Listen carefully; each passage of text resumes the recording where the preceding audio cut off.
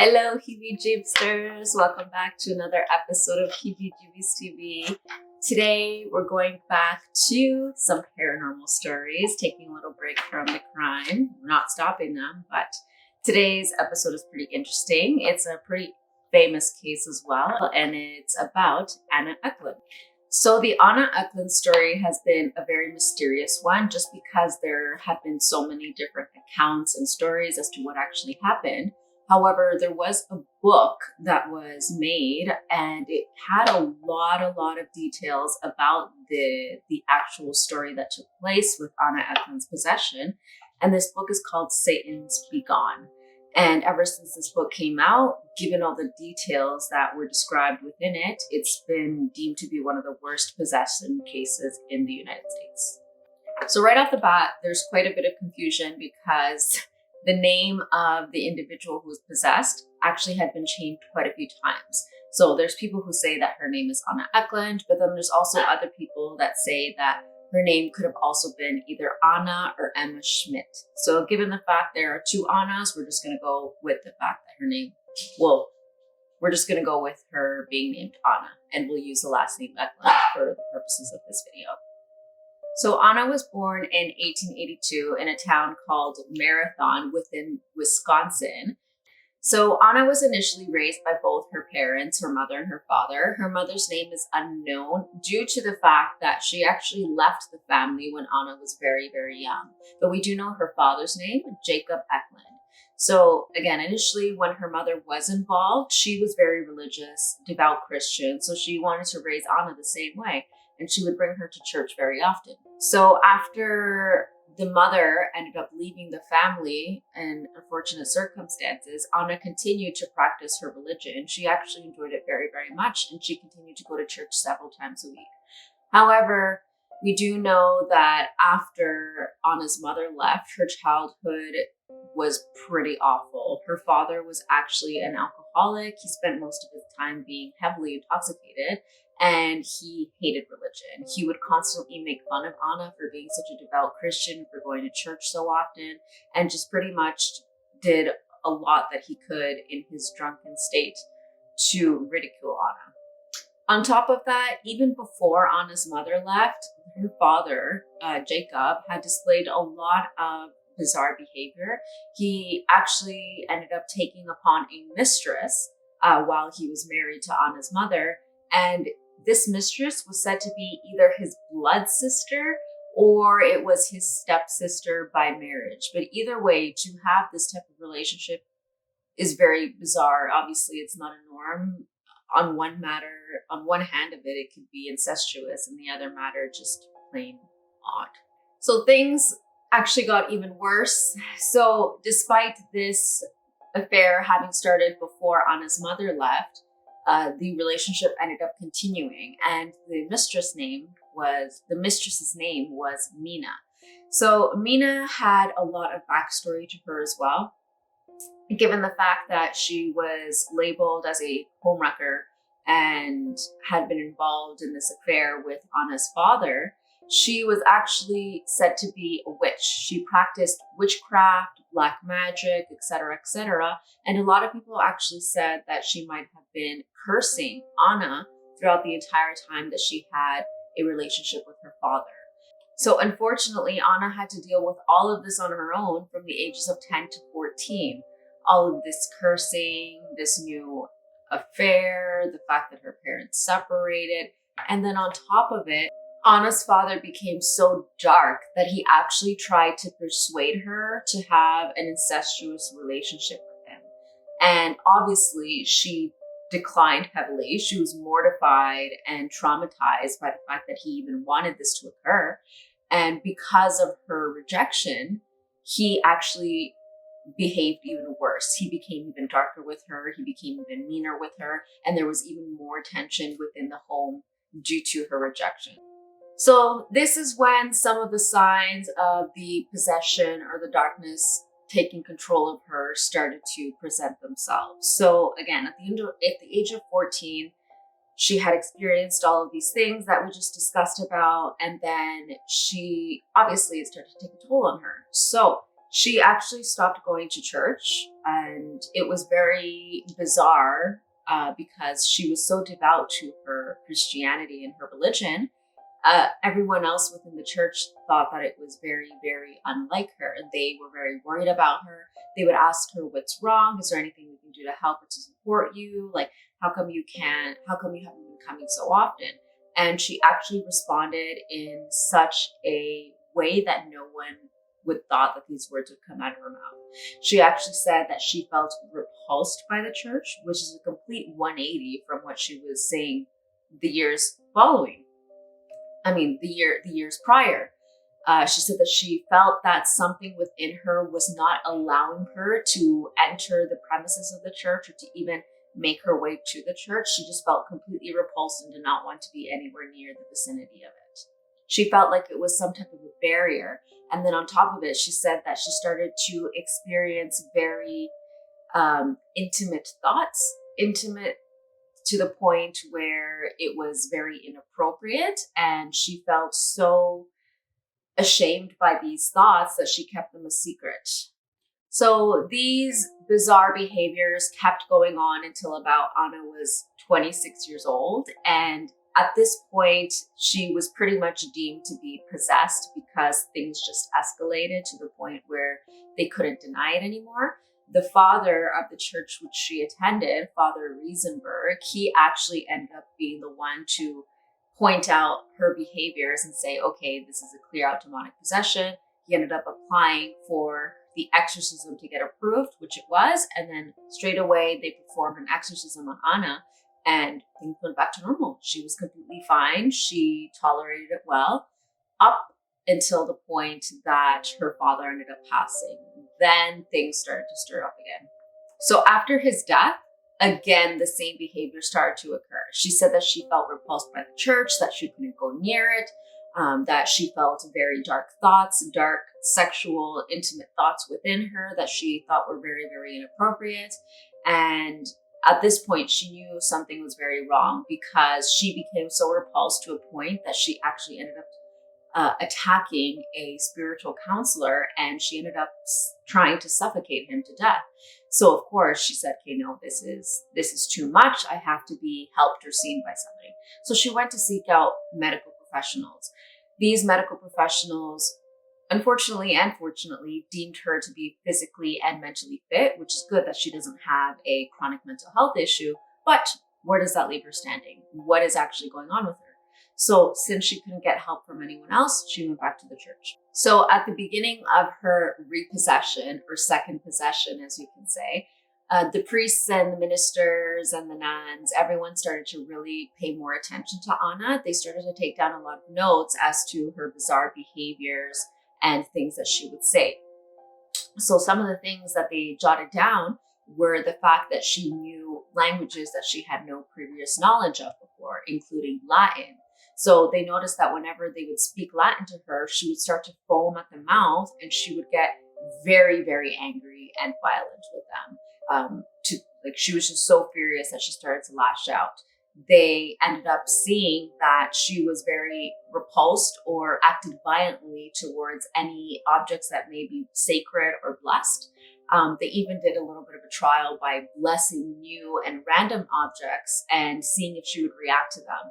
And what was even more bizarre is that she didn't even have to see that those objects were within her line of sight. If they had her blindfolded, for example, they would approach her with something without even telling her, and she would still react violently to these blessed objects.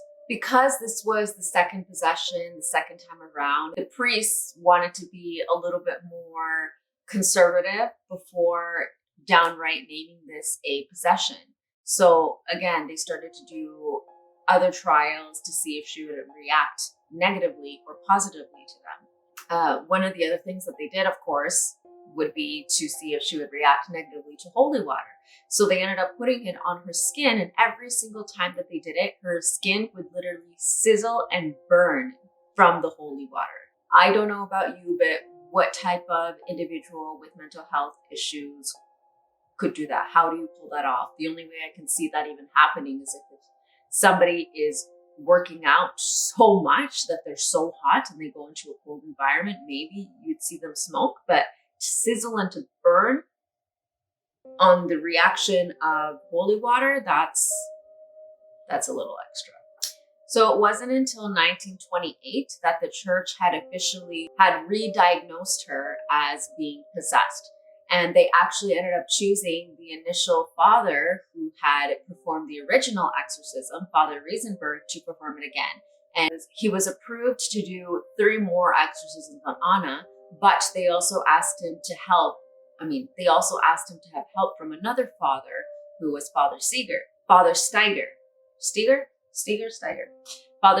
who was a friend of the original father. And because this case had become so well known to the entire community and within the church, they actually decided to record it.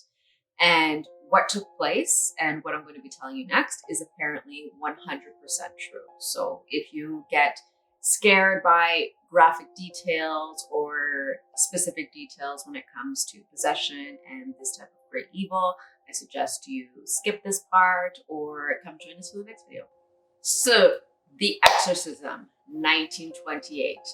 So this exorcism, of course, again, with the famous, with all of the attention that the story was getting, Father Riesenberg, sorry, my pronunciation is horrible. He decided that it would be best to conduct the exorcism outside of Anna's community. That way she can be reintegrated back into community with ease once everything was over and done with, and dealt with, I should say. He thought that the perfect location would be out of the city in Erling, Iowa, at a specific convent. So the Mother Superior had actually granted permission for the fathers to conduct the exorcism. And they concluded that it would be best that only the immediate family and those involved in the exorcism would be the only ones aware of what would be occurring next. So the trip there, she took a train there and she was escorted by several priests just to ensure her security and the security of others. And there's conflicting reports about what happened on the travel there. So some stories say that she actually attacked the priests several times and that she wanted to suffocate them as she did with the other priest prior, or as the other spiritual counselor before. And there are other stories saying that she was actually very happy to be going and to have these exorcisms performed. That way she can finally be relieved of the evil spirits constantly trying to consume her.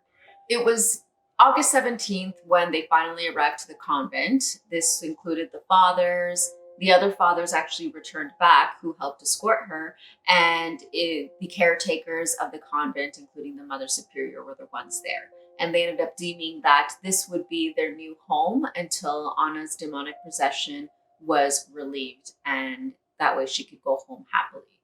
So, of course, when they get there, she's possessed and things start to escalate further. She starts to behave weirdly, even more so. For example, her food. She wouldn't touch her food.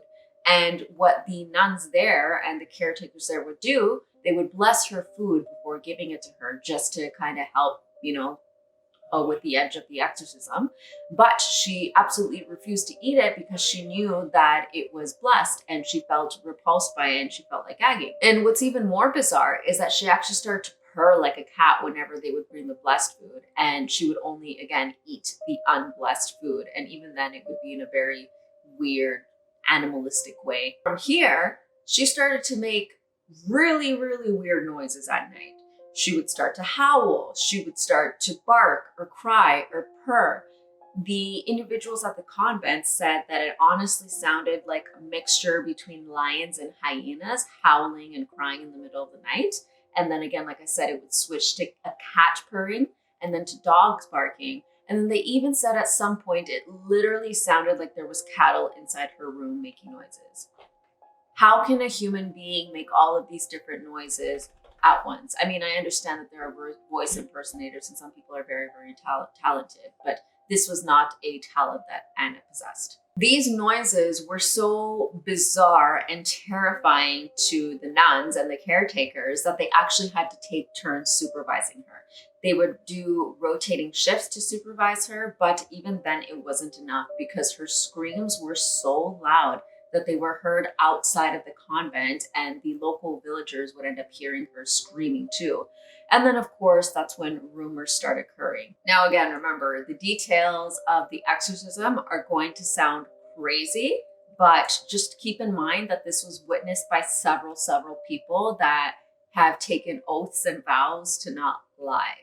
So the exorcism started the next day from their arrival on August 18th, and it actually ended up lasting 8 days until August 26th. And the original father, he had actually asked the nuns to tie up Anna's arms onto the bed to prevent her from attacking anyone or to cause harm to any of the individuals around her and to herself. But this obviously did not do much, because the second that he would start to recite the Holy Trinity, she would literally break out of the bonds, and she would end up flying to the wall and land on the wall right above the door frame. And she would just stare at everyone and make these animalistic noises. So of course, if you see someone flying out of a bed, airborne, landing on a wall above a door frame, you're going to be freaked out. And of course, everyone within the room or within the area was freaking out. So they managed to regain their composure. They grabbed her, put her back on the bed, but this time everyone was holding her down. There were multiple people keeping her down so that they would make sure she wouldn't hurt anybody. Throughout the exorcism, as I said before, Anna had stopped eating. She would only eat food that was unblessed. And because she stopped eating, they thought that the following events were very, very bizarre, because she would throw up very bizarre looking substances, very bizarre substances that they wouldn't have expected her to even have digested or to have within her because she wasn't eating. These substances would be tobacco leaves, spices, and she would be vomiting liters and liters of liquid that they found were not normal to be regurgitated from a human body. How does she have all of this within her and she's still alive and intact, and given the fact that she hasn't eaten or drinking much in the days within the exorcism? I don't know. And oftentimes she went from being super active and furious and violent to being in a comatose-like state, and literally like she was frozen and rigid. But while she was even in that frozen and rigid state, she would be mumbling and speaking different languages. Some of the languages they got out were English, Latin, and German. And then other times she would just be growling again and making these animalistic noises for no reason. During the days of the exorcism, the original father, he ended up figuring out that there were 5 different demons or entities possessing Anna. So as you know, or as you don't know, if you don't know, it is crucial for the priest or the exorcist to gain the knowledge of the demons or the entities' names. That way they can use their name to command them out of the possessed body. So he ended up figuring out there were 5 of them. First one was Jacob, Anna's father. Second one was Mina, like the mistress, the one that was into black magic and witchcraft. The third one was Judas. The fourth one was Beelzebub. And the 5th one was apparently Lucifer himself. It is also even said that on top of these 5, there were a bunch of groups of minion demons that would come in and out in waves. But, they can't really confirm that. So it is just speculated at this point. And by day 8, the father saw that Anna pretty much looked like she was about to die. So they gave her a break and decided to stop the exorcism so that she could regain some power and continue on afterwards. So the second series of exorcisms, this happened from September 13th to September 20th, This happened from September 13th to September 20th, 1928. And during the second series of exorcism, this is when Father Riesenberg was actually able to gain more information about what was happening and about the demons. So he first chose to speak with the demon Beelzebub. And it's very disturbing, the information that came out of Anna at this point, because this demon said that he was the one that initially possessed Anna when she was 14 years old. And then the father had asked it, I keep saying him. Had asked it why this was happening. And they said that it was because Jacob, Anna's father, had actually prayed to Satan, asking him to possess Anna in revenge for her rejection about the incestuous relationship that he wanted to have with her. I can't. This is disgusting. Why are there so many sick people out there? I don't know. I'll never understand. But for awareness purposes, this is the story of Anna. Okay, so the next entity that the father ended up speaking to was Judas. And he asked him, "Are you the one who betrayed Jesus?" And the entity, or Anna, responded, "Yes, I am the one."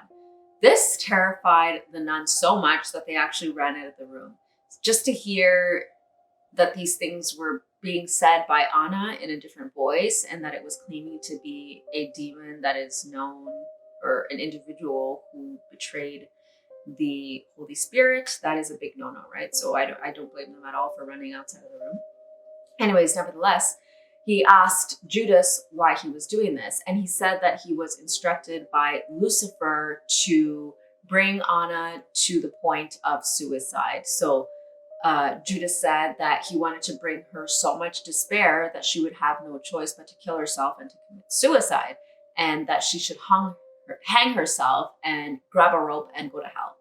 That's apparently what Anna and Judas said. And I'm actually going to quote it rather than just briefly rephrasing it. So this is what he said. To bring her to despair so that she will commit suicide and hang herself. She must get the rope. She must go to hell. Next came Anna's father, Jacob. So even though Jacob had spent his entire life rejecting the church and religion, this supposedly wasn't what sent him to hell. What had sent him to hell was the fact that he had prayed and praised Satan and asked for his daughter to be possessed in vengeance of his sick, twisted relationship that he wanted to have with her. This is the reason why he was condemned to hell for eternity. And apparently the reason why he came back to possess Anna was because he wanted vengeance for being sent to hell. And then the father ended up speaking with Mina. So this part is a little bit twisted because she was, of course, sent to hell because of her witchcraft and her incestuous relationship with Jacob. Remember, she was either the blood relative or the stepsister by marriage. So she was sent to hell because of that.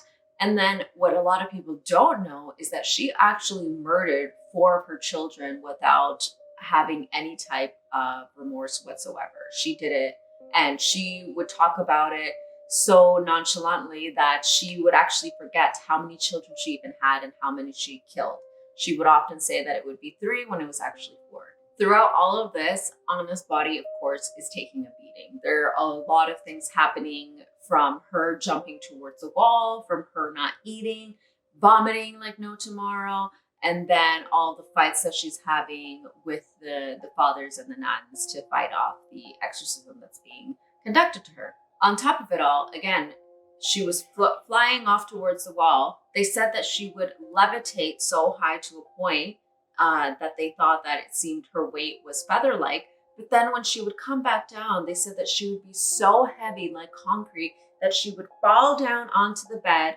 And it was so heavy that the feet of the bed were actually bending because of all the weight that was being forced onto it. On top of that, apparently she knew a lot of information, specifically sins that people had committed of people in the room, and she would start exposing them even though these people hadn't confessed. So that's another trait to kind of check off the demonic possession checklist. Them knowing information that they're not supposed to, on top of the languages, the supernatural strength. And then on top of it even more, Anna actually started to show even more physical deformities. She would get so swollen out of nowhere, like so swollen that she would get super, super red, to the point that everyone that was supervising her thought that she would literally explode even if they touched her. And she would go from being that swollen to looking like she was pretty much skin on bones, completely emaciated. So how do you go from one extreme to another in such a short period of time? Then eventually, because things had gotten so extreme and so negative, the father and the nuns had to stop the exorcism on day 7 on September 20th because they just couldn't handle all the negativity anymore and they needed a break. So throughout the entire possession, or throughout the entire exorcism, of course, this is going to be taking a toll not only on Anna, but the individuals conducting the exorcism, because these demonic entities will do anything to stop these exorcisms from continuously being performed or even completed, because obviously they don't want to be driven out. They want to complete their goal. So attention on Father Steinger, the friend of Father Reisinger. Again, sorry, my pronunciation is horrible. So he specifically was actually suffering a lot, because not only was he being super drained by all of the negative energy, at night he would hear all of the sounds that Anna was making, the scratches, the screams, and his room was very nearby. So it would just be a constant torment inside of his mind. He, of course, would turn to God and ask for his guidance and his power to be able to overcome all of this evil. And it would help, but of course, it wasn't something permanent. He, again, was feeling very, very conflicted and stressed out and overwhelmed by everything, to the point that he was actually questioning his entire presence there, helping with the exorcism. And of course, this was starting to build a strain with the relationship, the lifelong relationship, or friendship, I should say, that he had with Father Reisinger, who had asked him to come and help him. So with this, obviously Father Reisinger knew that this was the plot of the demonic entities. They knew that they had to have been behind this, because they would do anything again to stop the exorcisms from being performed. During the second exorcism, Lucifer would specifically target Father Steiner, and he would threaten him and say that he would incite the whole parish on him. And he would even go as far as out to say, I can't touch or harm God, but what I can do is touch you and the church, and you will see what will happen by the end of the week. That doesn't give you chills, I don't know what will, especially being right there in front of a person who's possessed and behaving in such a demonic way. Of course, that would bring chills down your spine. That would scare the living out of you. That Friday, the father ended up having to go actually to read the last rites to a woman who was at the end of her life. And the woman and her family were located in a town where he knew very well, actually. But given the circumstances, the family had actually offered to go pick up the father and bring him to their home. But for some reason, on the day that he was supposed to get picked up, the family's car was no longer working, so they couldn't pick him up. So then father decided to drive himself. He said, no problem, I know the area. I'll be there when I can get there. On his way there, though, the father said that he saw some black cloud come right in front of the car as he was just about to cross over a bridge. And that cloud impeded his vision to the point where he actually ended up crashing his car, and his car ended up dangling over the edge of the bridge. Thankfully, he didn't get hurt, and a farmer nearby ended up stopping by and actually helped him out of the car and helped him to get to safety. So again, thankfully he didn't get hurt, but his car was pretty destroyed. So he ended up going to do what he needed to do with the family, and then after that, he ended up returning to the convent. At the convent, once he entered Anna's room, all he could hear was Lucifer laughing in such an evil way and saying this: I certainly showed him up today. What about your new auto? That dandy car which was smashed to smithereens? It serves you right. Be ready for a whole more lot of fun. That were me, I would be scared. Like, yeah, I know you're not supposed to be, because they drive off of fear. This is their whole point. But it's scary. Like, you're only human at the end of the day, right? Then a third exorcism ended up taking place, but a few months later. It happened in December, from the 15th to the 22nd. But at this point, Father Steiner could not participate on a daily basis as he was with the other two exorcisms, just because he felt like it was draining too much from him. So he only participated whenever he felt like he was up to it. Right away, Anna started off with the regular behaviors, the screaming, the growling, the violence, the threats. And thankfully, the priests were actually able to remove the smaller demons, but they were left with the 4 main ones: Beelzebub, Judas, Lucifer, and Anna's father, Jacob.